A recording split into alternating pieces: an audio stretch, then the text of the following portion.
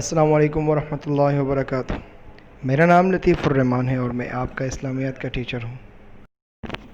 آج ہم جو سبق پڑھنے جا رہے ہیں وہ ہے سورۃ الانفال۔ اس کا تعارف تو میں نے پہلے ہی آپ لوگوں کو بتا دیا ہے۔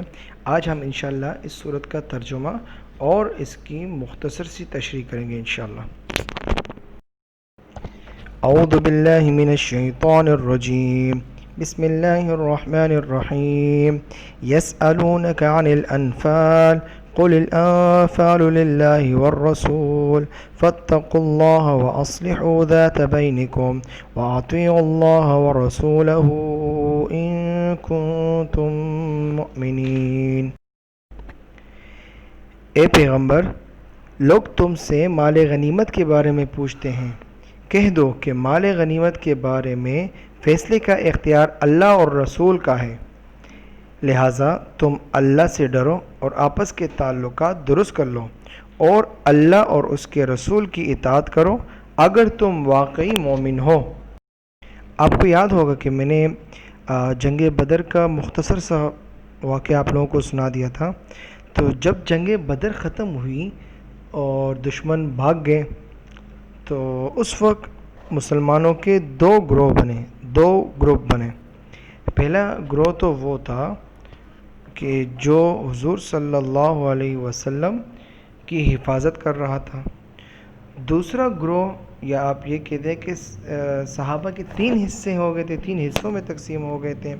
پہلا حصہ تو وہ تھا جو حضور صلی اللہ علیہ وسلم کی حفاظت میں تھا۔ دوسرا حصہ وہ تھا جو جنگ ختم ہونے کے بعد کفار جب بھاگ رہے تھے تو ان کفار کا پیچھا کرتے رہے۔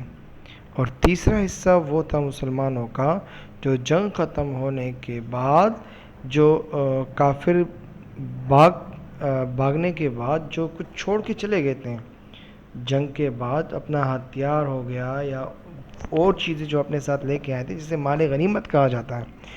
تو کچھ صحابہ اس مال غنیمت کو اکٹھے کرنا شروع کر دیا تھا انہوں نے۔ تو اب جب یہ تین حصے ہو گئے صحابہ کے، تو ان میں سے ہر ایک یہی چاہ رہا تھا کہ مال غنیمت پر ان کا سب سے زیادہ حق ہے۔ جن صحابہ نے مال غنیمت اکٹھا کر لیا تھا وہ یہ سمجھ رہے تھے کہ چونکہ ہم نے مال غنیمت اکٹھا کیا ہے تو اب یہ ہمارا ہی ہوا۔ ہو سکتا ہے پہلے زمانے میں، زمانہ جاہلیت میں ایسا ہی ہوا کرتا ہو کہ جب جنگ ختم ہونے کے بعد جس کے جو ہاتھ لگے وہ اسی کا ہو۔ تو لیکن اب تو کیونکہ اسلام آ گیا تھا، اسلامی نظام آ گیا تھا، اب تو یہ فیصلہ نہیں ہونے والا تھا۔ اس وقت صحابہ کو پتہ بھی نہیں تھا کیونکہ اس سے پہلے کوئی جنگ ہوئی نہیں تھی، تو ان کو معلوم نہیں تھا کہ اب یہ جو مال غنیمت ہے اس کو کس طرح تقسیم کیا جائے گا۔ خیر، یہ بات حضور صلی اللہ علیہ وسلم کے پاس پہنچی کہ یہاں تو صحابہ کے درمیان اس طرح کی باتیں ہو رہی ہیں، حتیٰ کہ بعض صحابہ کا آپس میں یا کہتے ہیں کہ بعض صحابہ کی آپس میں بحث بھی ہو گئی تھی۔ تو جب حضور صلی اللہ علیہ وسلم کے پاس یہ معاملہ پیش آیا اور حضور صلی اللہ علیہ وسلم پر یہ آیت نازل ہوئی جو ابھی ہم نے اوپر پڑھی، یسألونک عن الانفال، یہ آیت جب نازل ہوئی تو اس کے بعد آپ صلی اللہ اس آیت میں اللہ تعالیٰ نے یہی فرمایا ہے کہ مال غنیمت پر مکمل اختیار اللہ اور اس کے رسول کا ہے، وہ جس طرح چاہیں گے تقسیم کریں گے۔ تو چنانچہ اب اسی صورت کی آیت نمبر 41 میں مال غنیمت کی مکمل تقسیم کے بارے میں مفصل تفصیل کے ساتھ اللہ تعالیٰ نے احکام نازل کیے ہیں۔ اور یہ جو ابھی آیت ہے اس میں یہی ہدایت دی ہے کہ اگر مسلمانوں کے درمیان کوئی رنجش ہوئی ہے تو اس وضاحت کے بعد اسے دور کر کے مفاہمت یعنی تعلقات اپنے اچھے بنا لیے جائیں۔ مطلب یہ ہے کہ جب آیت اتر گئی اب کسی کے دل میں کوئی شک و شبہ نہیں ہونا چاہیے، کوئی ناراضگی نہیں ہونی چاہیے۔ جو بحث مباحثے سے کچھ صحابہ ناراض ہو گئے تھے ایک دوسرے سے، تو ان کو ابھی ناراضگی ختم کر کے اللہ کے فیصلے پر خوش ہونا چاہیے۔ اور ایسا ہی ہوا، جن صحابہ کا آپس میں کی بحث ہو گئی تھی جن صحابہ کی، تو انہوں نے کیا کیا، ناراضگی کو بھلا دیا اور آپس میں پھر سے صلح کر دی۔ إنما المؤمنون الذين إذا ذكر الله وجلت قلوبهم وإذا تليت عليهم آياته زادتهم إيمانا وعلى ربهم يتوكلون۔ مومن تو وہ لوگ ہیں جب ان کے سامنے اللہ کا ذکر ہوتا ہے تو ان کے دل ڈر جاتے ہیں، اور جب ان کے سامنے اللہ کی آیتیں پڑھی جاتی ہیں تو وہ آیتیں ان کے ایمان کو اور ترقی دیتی ہیں اور وہ اپنے پروردگار پر بھروسہ کرتے ہیں۔ الذين يقيمون الصلاة ومما رزقناهم ينفقون، مسلمان تو وہ ہیں جو نماز قائم کرتے ہیں اور ہم نے ان کو جو رزق دیا ہے اس میں سے اللہ کے راستے میں خرچ کرتے ہیں۔ اولئک هم المؤمنون حقا لهم درجات عند ربهم ومغفرة ورزق کریم، یہی لوگ ہیں جو حقیقت میں مومن ہیں، ان کے لیے ان کے رب کے پاس بڑے درجے ہیں، مغفرت ہیں اور باعزت رزق ہیں۔ کما اخرجک ربک من بیتک بالحق وان فریقا من المؤمنین لکارہون، مال غنیمت کی تقسیم کا یہ معاملہ کچھ ایسا ہی ہے جیسے تمہارے رب نے تمہیں اپنے گھر سے حق کی خاطر نکالا، جبکہ مسلمانوں کے ایک گروہ کو یہ بات ناپسند تھی۔ جن لوگوں نے مال غنیمت جمع کیا تھا ان کی خواہش تھی کہ یہ مال انہی کے پاس رہے، لیکن فیصلہ اس کے برعکس ہوا۔ اب ان کو تسلی دی جا رہی ہے کہ انسان کی ہر خواہش انجام کے اعتبار سے درست نہیں ہوتی، اسے بعد میں پتہ چلتا ہے کہ جو واقعہ اس کی خواہش کے خلاف ہوا بہتری تو اسی میں تھی، اور یہ ایسا ہی ہے جیسے ابو جہل سے جنگ کرنے کے معاملے میں ہوا تھا۔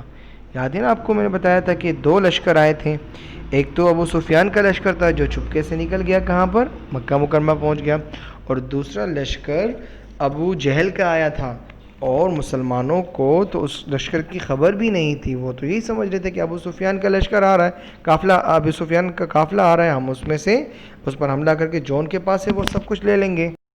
جب صحابہ کو یہ پتہ چلا کہ ابو جہل آ رہا ہے لشکر کے ساتھ، تو کچھ صحابہ نے یہ رائے دی کہ اب چونکہ ہمارے پاس اسلحہ نہیں ہے، کوئی ہمارے پاس جنگی سامان نہیں ہے، ہم ایسا کرتے ہیں واپس چلے جاتے ہیں، تیاری کے ساتھ آئیں گے اور پھر ابو سفیان سے لڑیں گے، ابو جہل سے لڑیں گے۔ لیکن بعض صحابہ نے کہا کہ نہیں، اب ہم آئے ہیں اللہ اور رسول کے ساتھ، تو آج ابو جہل اور ہمارے درمیان ایک فیصلہ ہو ہی جائے تاکہ یہ مسئلہ ہی ختم ہو جائے۔ تو اس کے بعد کچھ صحابہ نے بہت پرجوش تقریریں کی، اور جو صحابہ واپس جانے چاہ رہے تھے ان کو بھی جوش دلایا، اللہ کے راستے میں مر مٹنے کا جوش دلایا۔ اور جب صحابہ کو حضور صلی اللہ علیہ وسلم کی رائے کا پتہ چلا کہ حضور صلی اللہ علیہ وسلم بھی ابو جہل کے لشکر سے لڑنے جا رہے ہیں، تو پھر سب صحابہ نے حامی وردی، کوئی صحابی پھر پیچھے نہیں ہٹا، اور سب نے یہ بات مان لی کہ ہاں ہم اس جنگ میں جائیں گے، ابو جہل کے لشکر سے لڑیں گے۔ یجادلونک فی الحق بعدما تبین کأنما یساقون الی الموت وهم ینظرون، وہ تم سے حق کے معاملے میں اس کے واضح ہو جانے کے باوجود اس طرح بحث کر رہے تھے جیسے ان کو موت کی طرف ہکا کر لے جایا جا رہا ہو اور وہ اسے آنکھوں سے دیکھ رہے ہوں۔ وَإِذْ يَعِدُكُمُ اللَّهُ إِحْدَى الطَّائِفَتَيْنِ أَنَّهَا لَكُمْ وَتَوَدُّونَ أَنَّ غَيْرَ ذَاتِ الشَّوْكَةِ تَكُونُ لَكُمْ وَيُرِيدُ اللَّهُ أَن يُحِقَّ الْحَقَّ بِكَلِمَاتِهِ وَيَقْطَعَ دَابِرَ الْكَافِرِينَ۔ وہ وقت یاد کرو جب اللہ تم سے یہ وعدہ کر رہا تھا کہ دو گروہوں میں سے کوئی ایک تمہارا ہوگا، اور تمہاری خواہش تھی کہ جس گروہ میں خطرے کا کوئی کانٹا نہیں ہے وہ تمہیں ملے، اور اللہ یہ چاہتا تھا کہ اپنے احکام سے حق کو حق کر دکھائے اور کافروں کی جڑ کاٹ ڈالے۔ اس آیت میں جو ہم نے ابھی پڑھا ہے کہ ان غیر ذات الشوکہ، تو اس سے مراد ابو سفیان کا قافلہ ہے، اور کانٹے سے مراد خطرہ ہے۔ یعنی ابو سفیان کے قافلے میں تو ٹوٹل 40 افراد تھے اور مسلح افراد تھے، لیکن 40 تھے، اور جو ابو جہل کا لشکر تھا اس میں تو 1000 لوگ تھے اور وہ بھی مسلح تھے، تو 1000 کے بجائے 40 سے لڑنا آسان ہے۔ تو مسلمان یہ چاہ رہے تھے کہ ہم ابو جہل کے بجائے کس سے لڑیں، ابو سفیان کے سامنا کریں ہم، لیکن اللہ کو یہ بات پسند تھی کہ ابو سفیان کی جگہ ابو جہل سے مسلمانوں کا سامنا ہو جائے، حق ثابت ہو جائے اور باطل جو کفر ہے اس کی کمر ٹوٹ جائے۔ اور اردو میں کہا کرتے ہیں نا، مشہور محاورہ ہے کہ دودھ کا دودھ پانی کا پانی ہو جائے۔ لِيُحِقَّ الْحَقَّ وَيُبْطِلَ الْبَاطِلَ وَلَوْ كَرِهَ الْمُجْرِمُونَ، تاکہ حق کا حق ہونا اور باطل کا باطل ہونا ثابت کر دیں، چاہے مجرم لوگوں کو یہ بات ناگوار ہو۔ إِذْ تَسْتَغِيثُونَ رَبَّكُمْ فَاسْتَجَابَ لَكُمْ أَنِّي مُمِدُّكُمْ بِأَلْفٍ مِّنَ الْمَلَائِكَةِ مُرْدِفِينَ۔ یاد کرو اس وقت کو جب تم اپنے رب سے فریاد کر رہے تھے تو اس نے تمہاری فریاد کا جواب دیا کہ میں تمہاری مدد کے لیے 1000 فرشتوں کی کمک بھیجنے والا ہوں جو لگاتار آئیں گے۔ اللہ تعالیٰ کو مدد کرنے کے لیے فرشتے بھیجنے کی حقیقت میں کوئی ضرورت نہیں تھی، نہ فرشتوں میں کوئی ایسی طاقت ہے، کوئی ذاتی طاقت ایسی نہیں ہے فرشتوں میں کہ وہ مدد کر سکے کسی کی۔ مدد تو اللہ تعالیٰ براہ راست بھی کر سکتے تھے، لیکن یہ انسان کی فطرت ہے کہ جس چیز کے اسباب سامنے ہو اس پر زیادہ اطمینان اور خوشی حاصل ہوتی ہے، اس لیے یہ وعدہ کیا گیا تھا۔ اس آیت نے یہ سبق دیا ہے کہ کسی بھی کام کے جو اسباب اختیار کیے جائیں، ایک مومن کو یہ بات ہر آن سامنے رکھنی چاہیے کہ یہ اسباب اللہ تعالیٰ ہی کے پیدا کیے ہوئے ہیں اور ان میں تاثیر اسی کے حکم سے پیدا ہوتی ہے، لہٰذا بھروسہ اسباب پر نہیں ہونا چاہیے بلکہ اسی کے فضل و کرم پر کرنا چاہیے، یعنی اسباب اختیار کیے جائیں لیکن نظر مسبب الاسباب پر ہو، اللہ تعالیٰ پر نظر ہو۔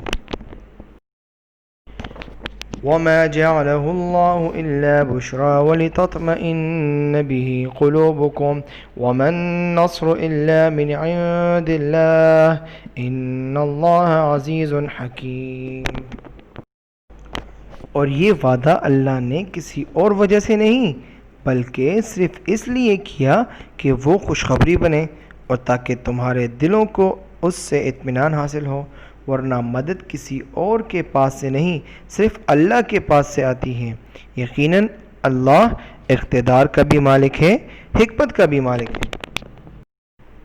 ایک طرف صرف 313 آدمی ہوں وہ بھی بغیر اسلحے کے، اور دوسری طرف سامنے ایک بہت بڑا لشکر 1000 افراد کا لشکر ہو اور وہ بھی جنگی سامان کے ساتھ، ہر قسم کے اس وقت کے جدید ہتھیار کے ساتھ، تو ایک فطری عمل ہے کہ انسان کے دل میں گھبراہٹ پیدا ہوتی ہے۔